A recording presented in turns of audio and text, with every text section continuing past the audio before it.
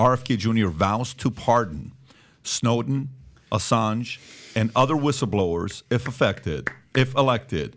RFK, Democratic presidential candidate, vowed to pardon Julian Assange, Snowden, and other whistleblowers if he's elected as president. The America I love doesn't imprison dissidents.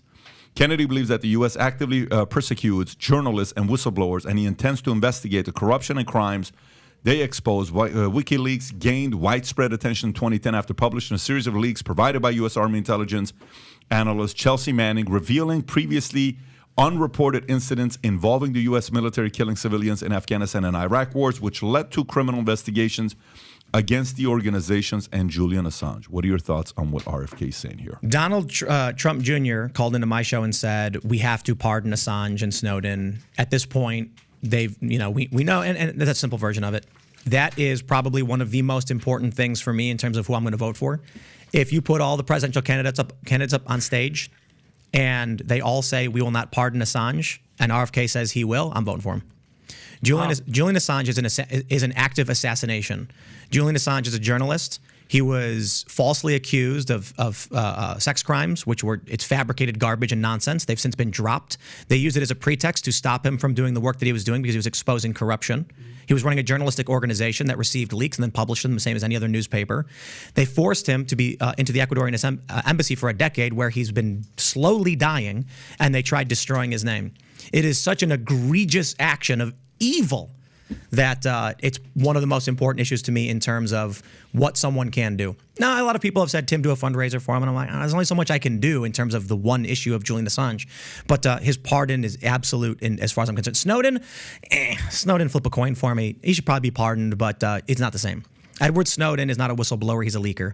He grabbed a collection of documents and he released them to the press without knowing what they were. Very, very different from blowing the whistle. Julian Assange is not a whistleblower or a leaker. He's a journalist who received information and then published it, and so they literally destroyed everything that made him who he was. Yep. Evil to an insane degree. And it's crazy, Tim, how they always use the sexual assault thing with him, with Andrew Tate, with Brett Kavanaugh. It's always like, oh, you did something to a woman, and nobody even, that's it. You're finished. Well, they're smart, right? You go back in time, you take a look at Martin Luther King Jr., you take a look at JFK, and whatever you think about them, they've become immortal. Their ideas, their words, they can never be stopped. I think the deep state understood that whether they were involved or not, after watching that happen, saying, hey, if you kill somebody, you're going to make them a hero. What do you got to do? You got to character assassinate them, destroy their legacy. So the first thing you do is you go for the most reprehensible, because in the United States, sex crimes are considered particularly heinous. Well, there you go. Julian Assange is falsely accused of rape. The media then lies in lockstep with each other. He's then detained for questioning. He says, if I stay here, they're going to extradite me to the United States. So he flees to the Ecuadorian embassy. Lo and behold, under Donald Trump, it's Donald Trump who did this, and he was wrong to do it. They are trying to extradite Julian Assange, and so is the Biden administration. Now, I asked Trump Jr., will your dad pardon Julian Assange? And he says, or should we, something to that effect. He said, yes, we have to do it at this point. We know about the corruption. I believe him.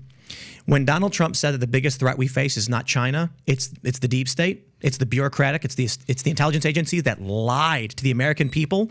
You got this letter that came out. Joe Biden and Antony Blinken were effectively Mike Morell, that they told the press that the intelligence agency said the Hunter Biden laptop was Russian disinfo, total fabrication.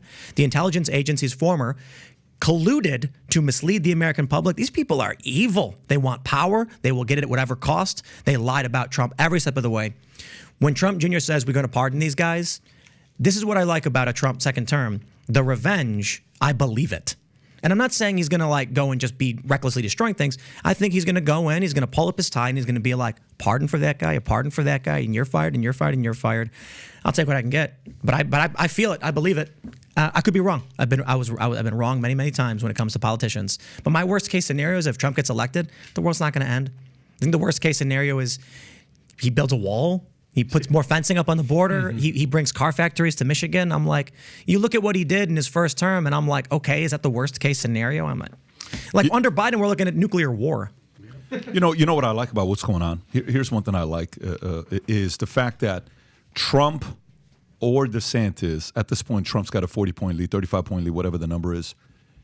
There's a couple guys that are bringing up topics that's resonating with voters, that I think is going to be a great case to pay attention to run on for 2024. Vivek being one of them. I would be watching exactly, I'd have my guys pull up a report on the top 20 messages Vivek has given and what's resonating the most, and I would bring him in because I think he's making very good case on woke, on ESG, on DEI. That messaging is resonating. There's an audience for that. I think RFK is talking about certain things that's you can watch and see how the audience is reacting for that as well. That can help out for the 2024 election. I think these two guys are very important. So if you like this clip and you want to watch another one, click right here. And if you want to watch the entire podcast, click right here.